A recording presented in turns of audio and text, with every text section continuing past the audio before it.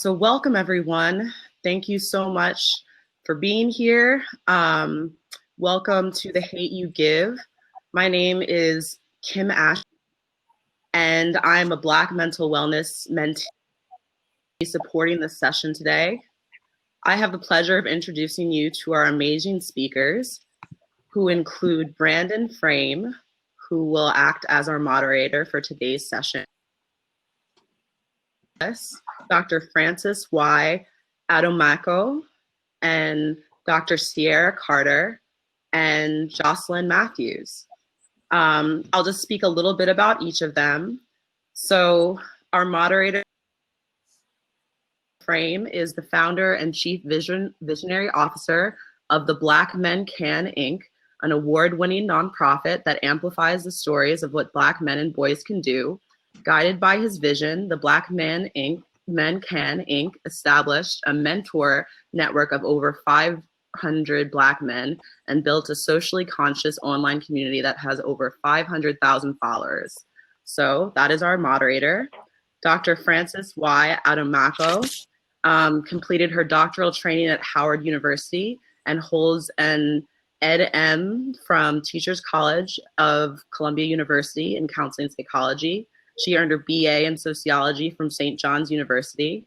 And Dr. Adomako's work explores race-based stress and trauma through the lens of social activism, emphasizing the use of digital media in Black activism and psychological well-being. We also have a panelist, Dr. Sierra Carter. Dr. Sierra Carter is an assistant professor in the clinical and community psychology program at Georgia State University. Her research focuses on racial health disparities and investigating how psychosocial and contextual stressors can affect both mental and physical health outcomes for underrepresented and marginalized communities across the life course. Finally, we have Jacelyn Matthews. Jacelyn Matthews serves as the program director of Imagine, a center for coping with loss, a children's grief support center. Jacelyn is also the founder of JM Counseling, LLC, where she offers trainings and professional development opportunities to schools and organizations on the ways to create trauma-informed schools and safe places for youth. So with that being said, Mr. Brandon Frame, would you like to take it away? Kimberly, thank you so much for that introduction and just sharing a little bit about each of our panelists today. I'm really honored to moderate this conversation, The Hate You Give, Racial Trauma in the Black Community, a much needed discussion that we need to have. And I'm just happy to be around all this Black girl magic, all right? So I'm excited, I'm ready to get it going. But you've heard a little bit about us. So for everybody that's tuning in right now, what I would love is for you to drop in the chat, where you're checking in from. Who are you? What do you do? And where you're checking in from, just so we can get an idea of who's in the building, who's rocking with us for this session, because that's important. So just let us know where you're checking in from. I'm checking in from the Bronx, Boogie Down Bronx in the building. It's like a parade outside right now. Lots of music. I have to, find a quiet place because it's pretty loud. I don't know about it is where your communities are, but that's why we gotta let us know where you're checking in from. Ladies, where you guys checking in from? I'm checking in from Maryland. And I'm checking in from Atlanta, Georgia. Go Georgia. Thank you, Georgia, for flipping. And I'm in New Jersey. Awesome. We got Georgia, New Jersey, Maryland on the check-in. I see in the chat we got a DC, we got Philly. Shout out Philly, shout out Atlanta. We gotta shout y'all out. I see Alabama on the check-in. That's what's up. So I'm so excited again to see everybody here for our powerful and informative discussion that we're going to have this afternoon. And so to get started, I figure we should just round our work in terms of a definition is what is trauma? What is racial trauma? So Dr. Carter, if you could start us off and tell us what is trauma and what is racial trauma? Yeah, that's a great question. And I'll start from a clinical lens. And I particularly work a lot with Black Americans. So I tend to think of trauma as injury. So something that has caused a significant injury to the mind or the body that significantly impacts one's life. If we think of it in that way, I think it allows space for thinking about how racism or racial trauma fits within that injury framework.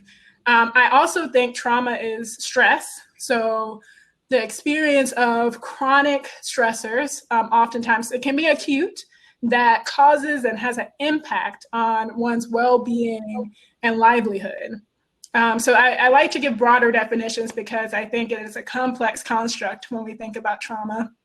And that's how I would think about it, particularly in communities that disproportionately experience what we would consider trauma in our research world as well. Absolutely. Dr. Francis?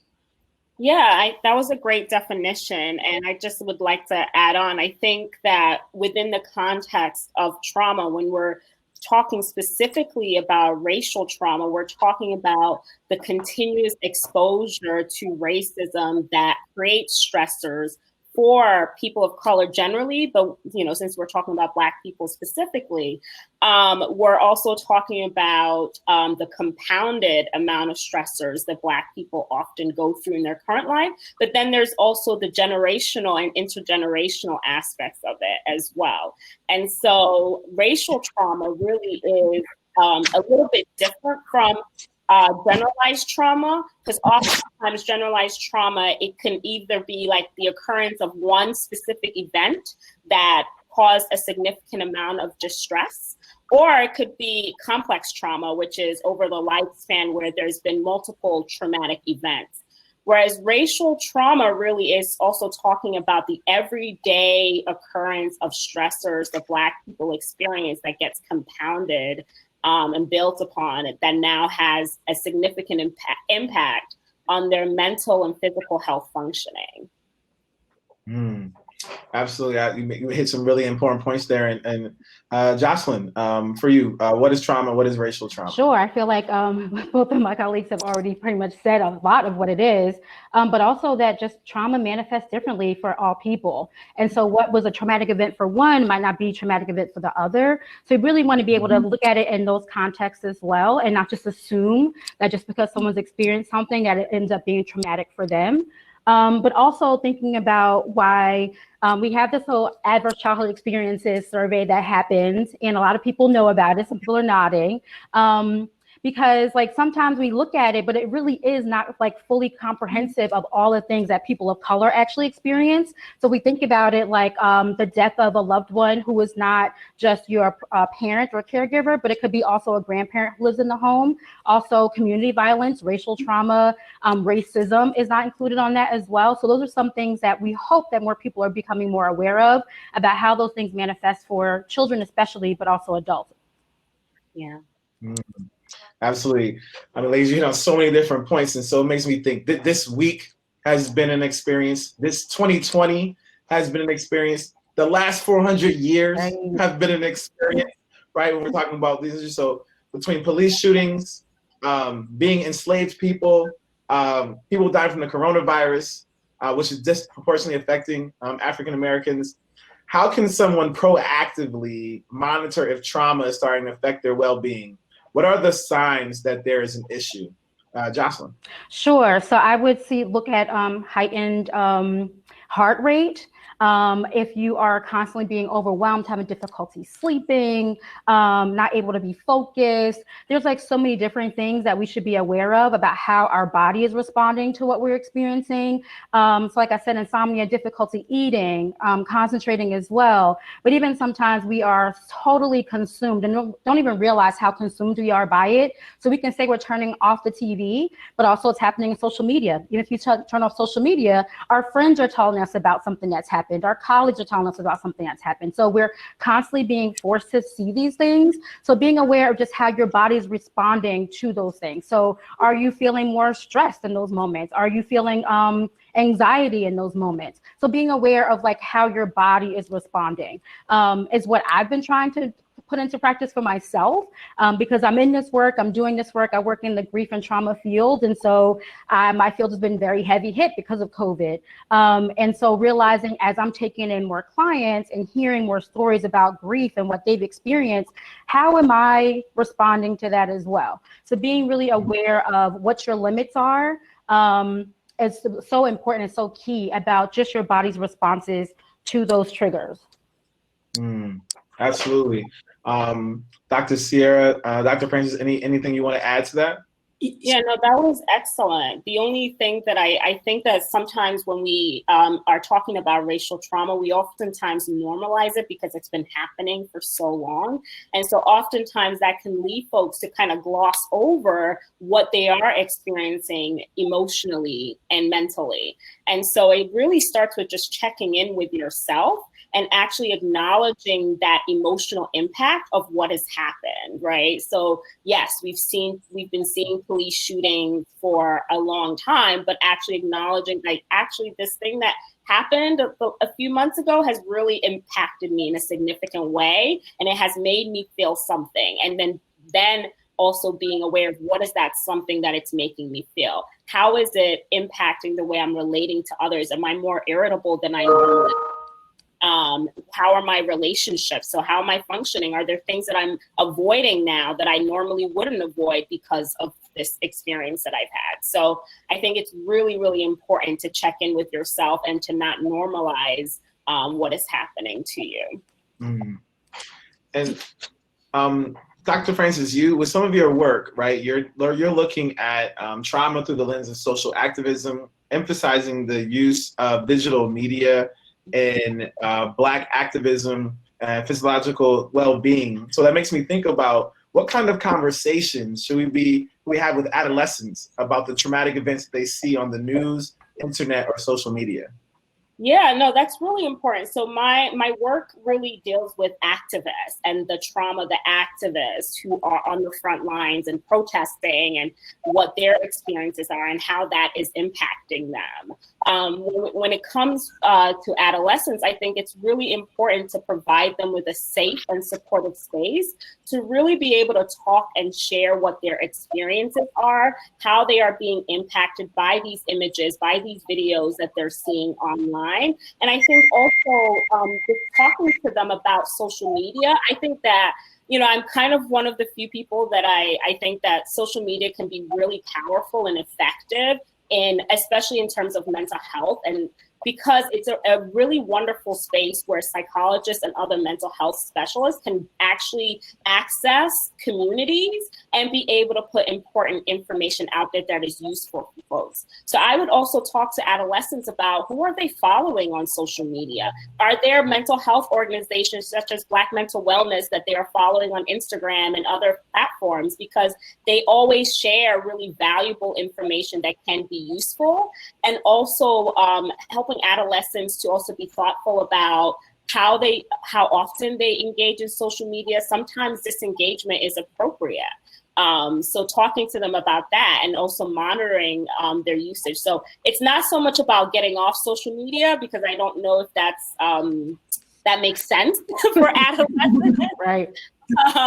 But it's more so about how to use it in a more effective way, right? And so that is making sure they have a diverse following that's not just their friends or people that are constantly sharing these images and photographs and videos and all of that. I think it's also asking them to expand their network to these other organizations that are also able to provide them with more helpful information to be able to manage some of these experiences. Definitely. I completely agree with that. And even having that conversation with them sometimes about having a diverse following and helping them try to curate that is always really interesting. Dr. Sierra, with some of your work, looking at like health disparities, right? So we're dealing with this trauma over generations, right? And then we also face racism within the health industry, right? Trying to find doctors. When you just go to the hospital, we know that Black women are not getting the care that they need simply because they're women, right? How do we navigate, and with the work and the research that you're doing, when we go to the hospital and systemic racism that happens within the healthcare industry?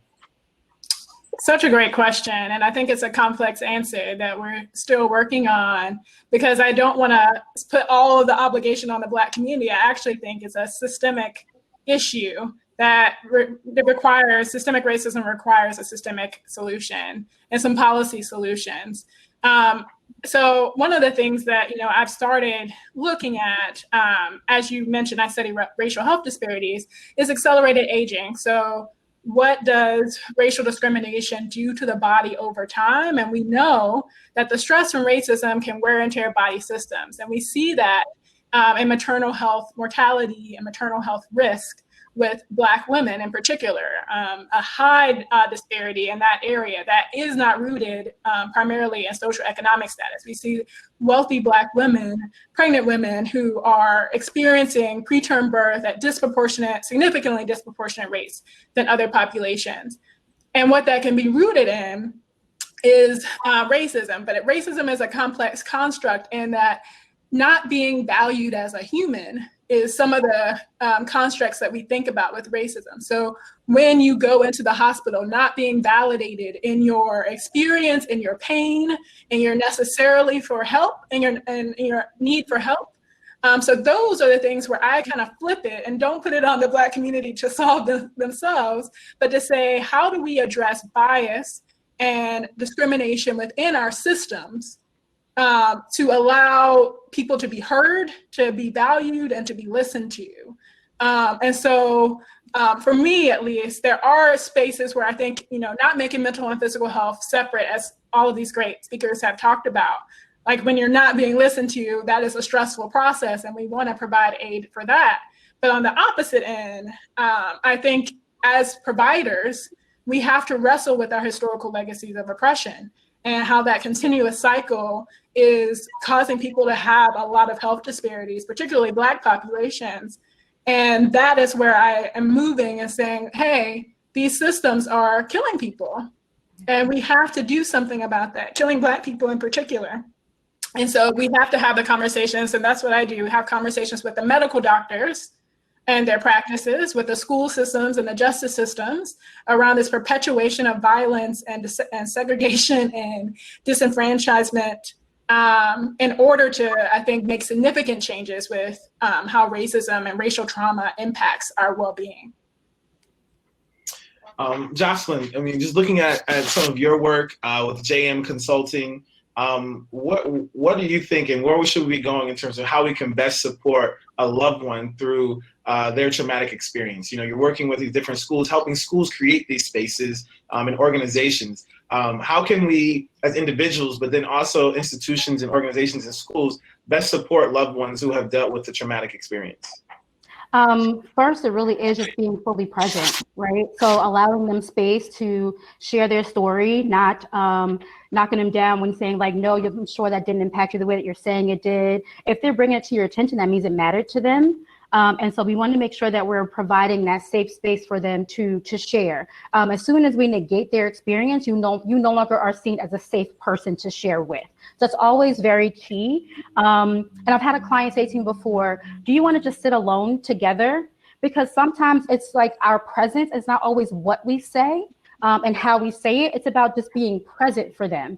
And so sometimes it's not about talking about it, it's about just providing that space to be able to listen. And so I often just say to teachers, to school organizations, things of that nature, about how important it is to just show up and be a consistent, present person, and a safe person in a child's life as they are dealing with trauma, as they're dealing with grief.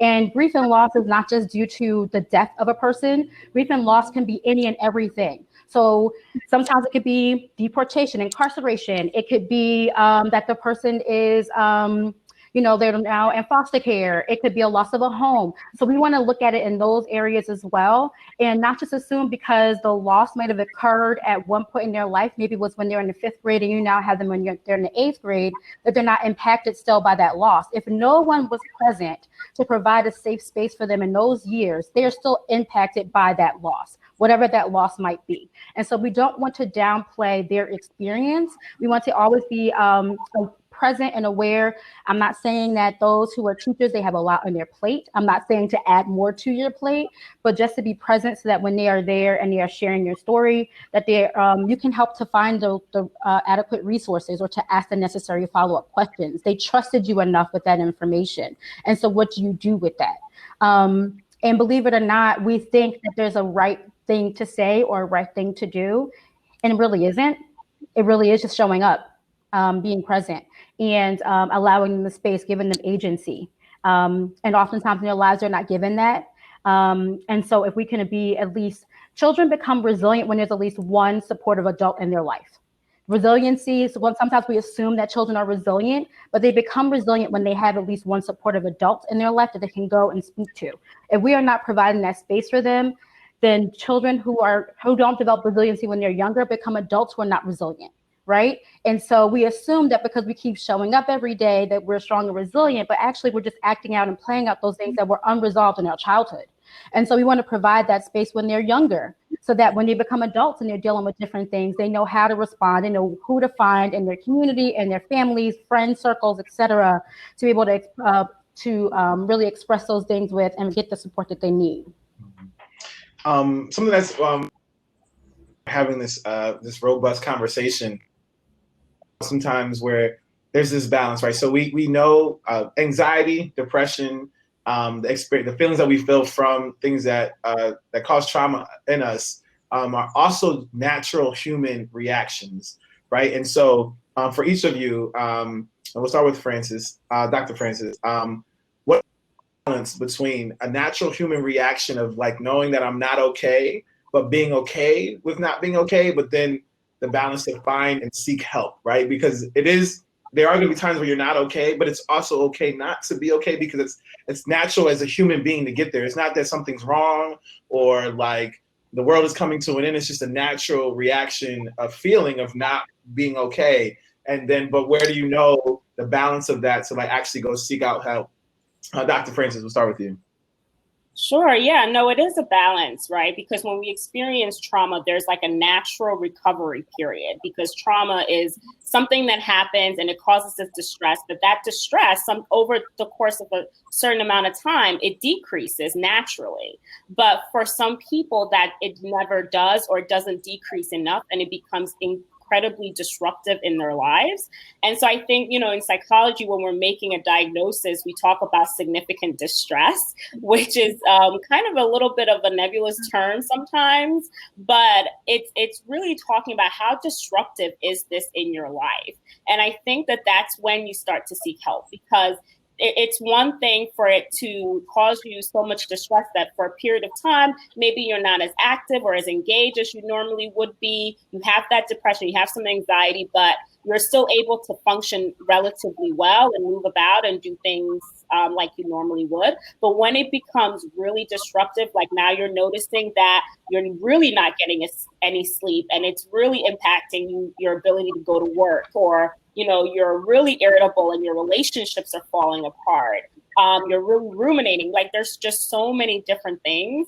And once that starts to happen, then it's like, okay, let me check in with myself. Something is wrong. Something doesn't feel right. Let me go talk to someone. And I just wanted to add on to what Jacelyn was saying. I think like when we're talking about safety, it's really important for us to think about what the qualities of what it means to be a safe person. And that really is about offering a space of patience, empathy, and understanding.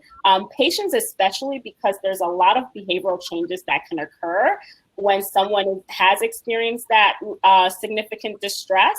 And it can be very uncomfortable for us as people who care about them to be able to sit with that. And so it's really important to give them that space to be able to process it and do that from a place of empathy and understanding.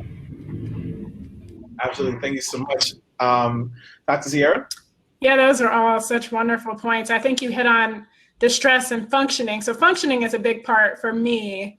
And I think what I would add to what you were saying is, as a clinical psychologist, one of the things I like to tell, particularly people who are coming to me who are Black and brown, is that I would rather see you when things are getting a little bit bad versus coming in when things are just about detrimental, right? Like I would much rather see you like when you're saying, hey, this is a problem and I'm not functioning as well. I'm not able to concentrate. Some of the things Jacelyn said, I'm not able to get work done. I'm feeling my heart rate go up. If you feel at that time that it's causing a significant problem, I would much rather see you there than when things are really getting really bad. And that's something that we see amongst Black communities is, you know, the stigma, the valid stigma of mental health, and how difficult it can be to feel this safe environment to seek help. And we want to provide that, but I also would love to have another discussion of we want to be able to get you where we can give you the most optimal treatment so this doesn't persist for so long and can have that impact. So I definitely think it's an important feature of thinking about just like how we think about physical health. Like if you have a if you hurt yourself, you're going to the doctor, right? And you're going to see your primary care doctor. If you hurt yourself mentally, I would want you to see me rather than bandaging it up and that's not helping and you're not able to really fix it. It just keeps that wound stays there. We would much rather see you to help you with your wound before it gets much worse. Thank you so much for your remarks there. Spot on. Josh? Yeah, I think Francis and Sierra kind of like hit the nail on the head. The one thing I will probably just add is about if you're not able to find joy in anything, joy is resistance. Particularly in this time, they're trying to steal our joy. They're trying to steal our ability to love and find happiness in any and everything. And so if you're recognizing that joy is not something you're able to find in anything, especially over a prolonged period of time, as Francis mentioned earlier, then it's time to like start seeking out additional supports. And oftentimes, like, I think there's this meme that's been going around about like how Black women have been functioning and we're told that we're always strong and we're supposed to be able to put everything on our backs, but it really might just be anxiety and depression manifesting. And so you want to give yourself that space, like, look, this has actually been going on for a little too long. I've been down for a little too long.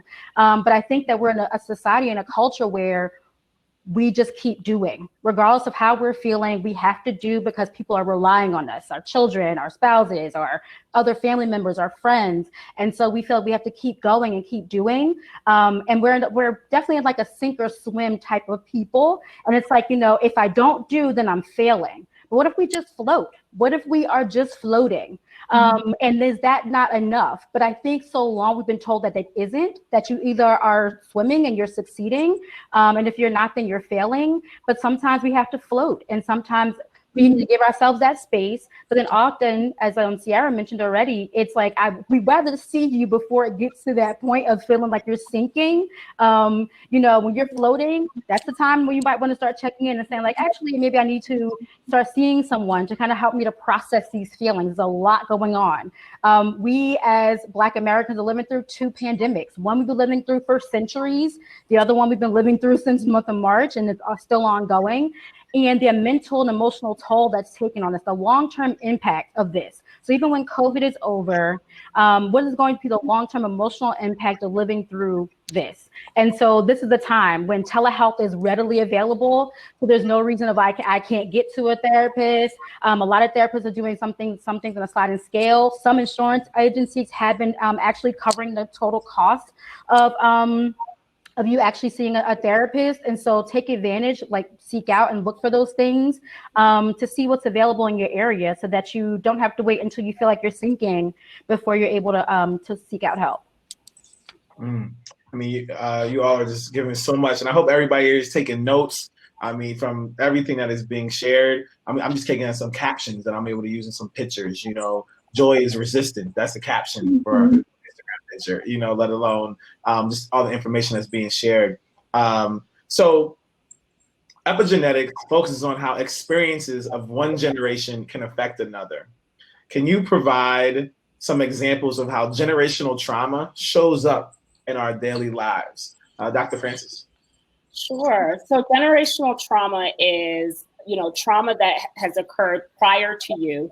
So it's occurred decades ago, and it's impacting your current life, right? And so it really impacts the way people understand, cope, and heal from trauma. And so the way that it really shows up, it can show up in a variety of different ways. Some of it could be like, there's some things in my family that is just off the table. We can't talk about it. There's some emotions that are not accepted in my family or in the relationships that I have. It can show up in like unhealthy relationships, you know, whether they're friendships, romantic or otherwise. You know, even being overprotective of children when there's no evidence that there is any immediate danger.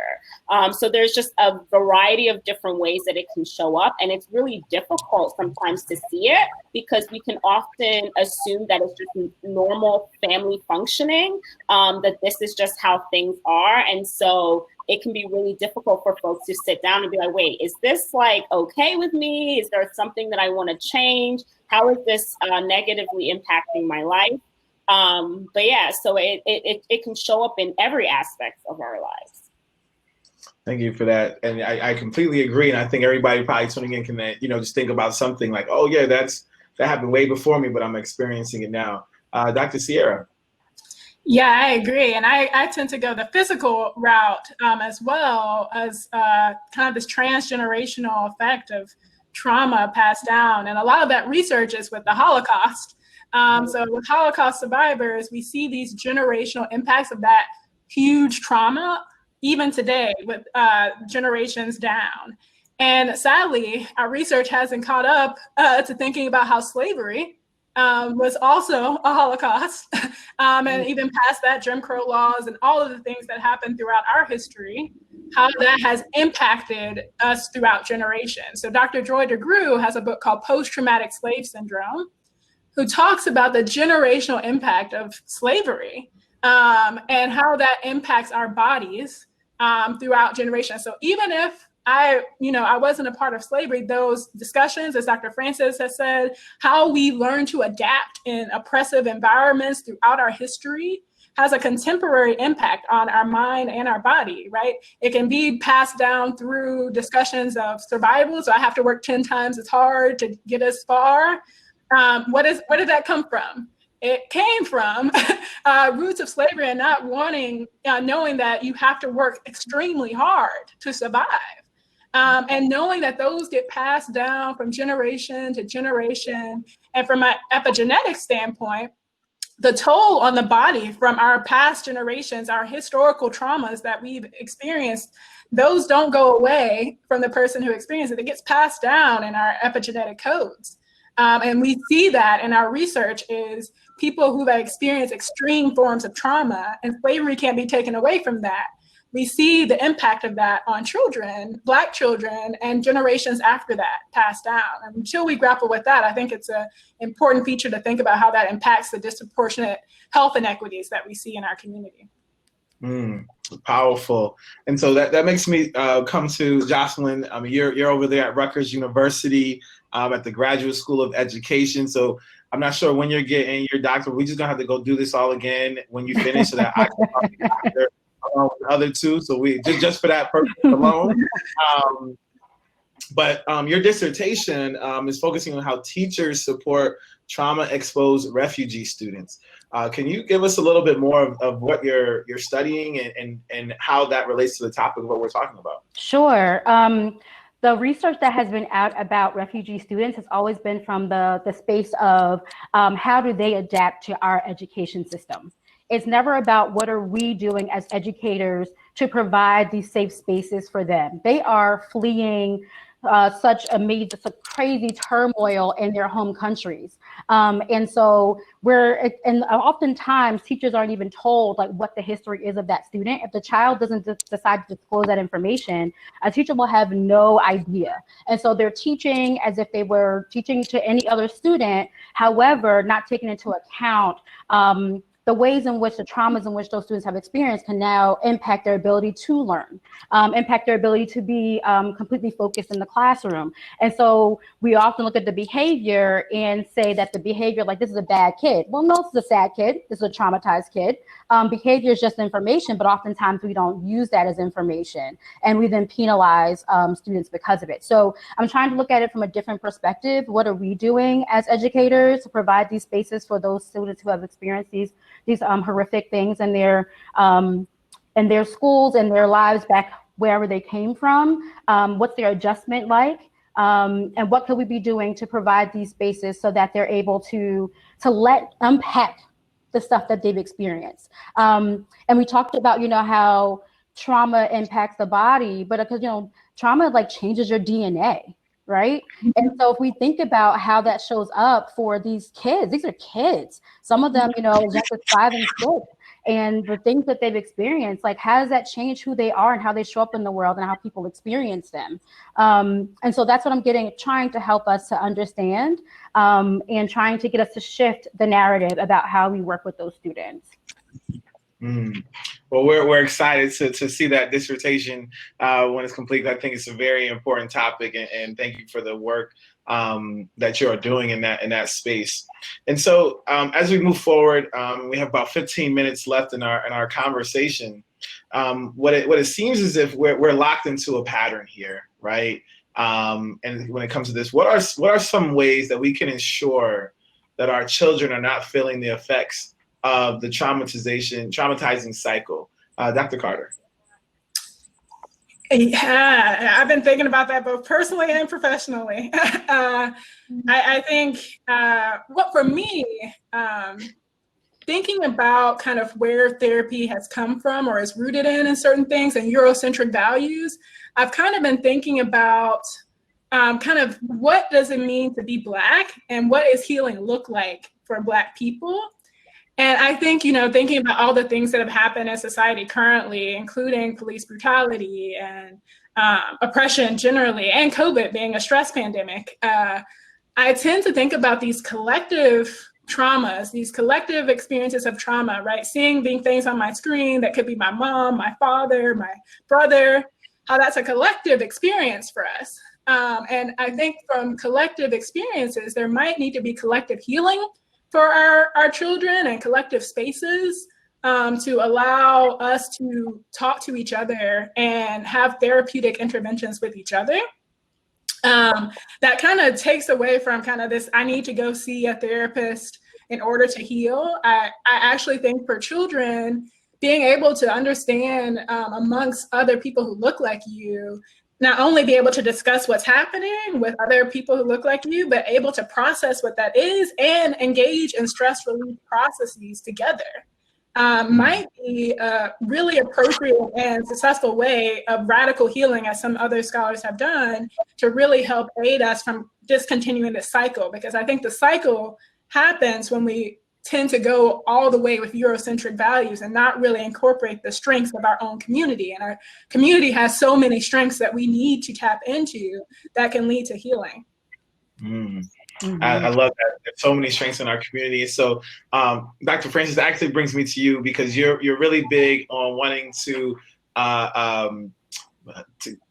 decrease the gap. We'll say decrease the gap of what's happening in the ivory tower and what's happening in our communities, right? And so, I mean, we could say that there's research being done, right? To speak to what Dr. Carter just spoke to about like not basing our work in Eurocentric, psychologists who, do all these things, and that's the basis, but like people that look like us who are doing this work. So how do we take what is happening in the ivory tower and this research that is being done and making sure that everyday people actually have it and get the tools necessary in order to move the work forward?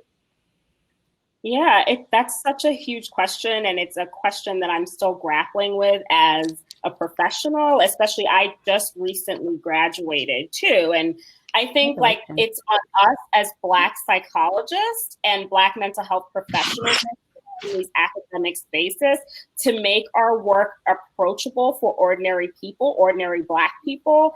And the way we do that, I think sometimes it means like really navigating the space between like academic publications and also community work. And being able to live in both spaces. One of the things that I often do is also use some of my time to go to community organizations and do presentations and do some psycho ed around mental health. And I think that that's so critical. We as people who have this knowledge and have the privilege of the education that we do have to be able to enter these spaces, and they're really like yearning for us to be able to do that. Because a lot of them don't know that we exist. Oftentimes we talk amongst ourselves, and there isn't that many of us, right? And so what is really vital for us to be able to bridge that gap is saying, okay, yes, I'm a professional, and there's some certain professional requirements, right? We have to publish in these academic journals that are not accessible to ordinary people, but also translating that work, like working with community organizations, saying, what do you need? I have this expertise. What would be helpful for you, for the work that you do, and finding ways to do that. And I think that's so incredibly vital. Also, one of the things that I do is doing like race-based stress and trauma groups. So I really love what you said, Dr. Carter, about that collective healing, because racism is not an individual phenomenon. And so that means that it's going to take multiple strategies to combat it. We cannot heal from racism individually. That's just not possible. And so we have to acknowledge that it's also a collective effort to heal. And so we must come together and also form communities. And that's also empowering too, because for a lot of us, because of gentrification and just migration, we have moved outside of our communities. We're living in certain places that we might be isolated. So we need to find each other. We need to see each other and be able to talk to each other so that we can heal from this. Absolutely. I mean, healing. I mean, I see a question here from Jane. So I'm going to throw that out there to everyone as we have about 9 minutes left. So I definitely, if you have questions from everything that's being shared, please drop them in the chat. We're going to take like these last 10 minutes and share questions. So a question from Jane is, so how can we heal? How do we continually cleanse and Dr. Carter? Yeah, so I think the collective healing point is one way I'm thinking about it, but to expand on that, I think we as professionals can think broadly about where interventions can happen, to where you don't have to, especially now that we know telehealth, as Jacelyn mentioned, is so popular, you don't have to go to a certain space that might not be validating for you, but we could come to you, right? So I know that a lot of people who've experienced trauma, broadly based, are seeking help at primary care for things that they might not think could be mentally health involved, right? So even things like diabetes are related to trauma, right? And we know that in the Black community, we disproportionately experience diabetes and hypertension and cardiovascular health care. So there is a concept called primary care mental health integration, right? Where we integrate mental health within these systems to allow that to have the conversation of how we can have holistic wellness. And I think holistic wellness is rooted in our roots, right? So we're the ones who created the concept, and we are not allowed the space to actually do that. The mind and the body are so important for our wellness. And so spaces like that, including in our church environments, where we can have mental health treatments there. You don't have to go to another place. I think, thinking about translational research, we know that, Black people in particular, aren't necessarily coming to therapy in some forms. So we can shift that to say we will allow the space, allow more accessibility by meeting you where you are. And I think that is a way that we can heal and find ways to thrive when we combine this mind-body wellness together and really focus on that for our communities. Absolutely. You guys are just so out of this world today, just giving us so much information and knowledge. So I have one question, last question. I have 2 questions left, and we'll see if anything pops in the chat. We touched upon this a little bit before, but how much healing as we as Black people, is it responsible for us to do the work, as well as how much of our healing is reliant upon dismantling institution of oppression and inequality? So yeah, I think is up to us to do. working at, and I mean, I feel like it's been touched on already by Sierra and Francis about this collective work of and healing that we have to do. And it actually brought me back to my own experience. So like soon after I graduated with my master's in counseling psychology, I moved to Rwanda for a couple of years. And I was working there and I thought that I knew it all about what we could do to provide support to those after the 1994 genocide, and quickly had to learn about these healing practices that they had incorporated, which was more collective than what we knew to do. And so how do I actually bring that into the work that I'm doing currently? And so I think, because I was like always so confused about like, how are they able to forgive and live amongst each other in spite of all that they have experienced, right? And I was like, how do I bring that same kind of practice to where we are and in the work that I'm doing? So doing a lot of healing circles, drum circles. We also do a lot of work around creating these spaces because we do so much and a lot of our work is done through a lot of creative expression. And so art therapy, trauma-informed yoga, things of that nature are so important. But also it is the other part of dismantling these racist systems and structures that have been around since the beginning of this country. And that's not something we can do in isolation. It's not only up to us to do. I always talk to white people and say that they're allies. And I say, I don't need you to be my ally. I need you to be a co-conspirator. You're in spaces that I will never have the opportunity to be in some aspects. And in terms of like, being at your Thanksgiving tables, dinner tables, the conversations you can have with your colleagues and those board meetings, like policy changes, that's where I need you to do the work. We can healing within our own communities, but it's one thing for that to be done in these communities that are still being marginalized and oppressed. So we need you to do that work over there while we're doing the work to heal. Absolutely. When they eating the green bean casserole, that's what they need to be talking about. Right. They eating the green bean casserole, but they're not talking about what needs to be about. So I completely agree. I think you hit the nail on the head there. And so we have 4 minutes left. So the question that I'll ask now is, what is a book that you want to recommend that people are tuned in right now?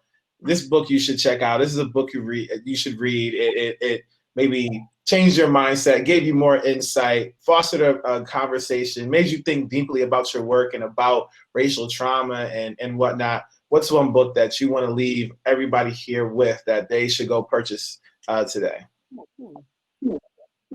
That's a great question. Actually, one of the books has already been mentioned, Dr. Carter. I think that Post-Traumatic Slave Syndrome, that's such an incredible book, and I think it's so necessary. The other book that I really love is called Emergent Strategies by Adrienne Maree Brown, and it talks about using activism to heal. And I think that it's so important because like we said, healing is not an individual thing when we're talking about racial trauma. It's going to take a collective effort, and being able to merge the two, like that self-healing work that needs to be done, in addition to dismantling these systems of oppression, is so important. And I love that book for that because it really helps you to think about that. And activism doesn't have to look like protesting out on the streets. It can look very differently. And so I think it's important for us to be able to look at the ways in which we can be active. It doesn't mean you're an activist, but you can engage in some form of activism so that you're continuously also moving towards dismantling these systems that continue to oppress us. I like it. Dr. Busby is dropping the books in the chat. So we'll go to Dr. Sierra. What's a book that you want to leave with everyone? So what I've been reading lately has been novels, but have been really relevant to this conversation. So I've been reading Thick by Tracy McMillan Cotton, which really talks about Black womanhood in a way that I think gets at trauma that can be experienced in multiple systems and how she deals with it, how she thinks about it. I think she's a sociologist by training, and it's a really great book for our community to kind of reflect on kind of societal practices that inhibit our growth and how we kind of think about going against that system. is how I think about it. And a really fun, she has some really good anecdotes about it, as well as her lived experience about, you know, maternal mortality and concepts like that. I think is a really great book to think about. And if you want the Black male perspective, Heavy by Dr. Lamont is also talks a lot about trauma in Mississippi and his experience and his lived experience, and how he thinks about that through generations of trauma experienced by his parents. I think it's just a really easy read, as well as gives a lot of thoughts about where do we go from here. Love it. And Jacelyn? So honestly, anything reading has to do with my dissertation at this point. However, trying not to get caught up in anything else, but a book I will recommend is Teaching to Transgress, Education as the Practice of Freedom by Bell Hooks. It really is trying to teach students about how to actually go against the grain when it comes to race, sex, class orientation, etc., and how to push past those boundaries that are really put on students when they're in the classroom setting. That's the work that we can do when we're in the classroom setting, teaching them how to actually advocate for themselves and to give them agency. I love it. I love it. And a book that I'll just add to that list that I think everybody would really love is called My Grandmother's Hands by Resma McKeen out in Minneapolis, Minnesota. You'll truly love that book. It speaks directly to the topic that we are talking about here. Jacelyn, Dr. Sierra, Dr. Francis, thank you so much for being here with us, for the hate you give, racial trauma in the Black community. Dropped so many gems, dropped so much information. We had a very powerful conversation. So I just thank you for taking the time to be here and to share the knowledge with the world, right? That's how we move things forward. Is we can't hoard information. We have to disseminate as much as possible so that we can all be better. If all of us do our little parts in each corner of the world, then it makes the world a better place. So thank you so much for being here. Thank you for everybody that has joined us today for our conversation. We hope that you took away a lot, took away some gems, took some notes. But thank you again. And I hope that everyone has a wonderful and blessed Saturday. Thank you. Bye, everyone.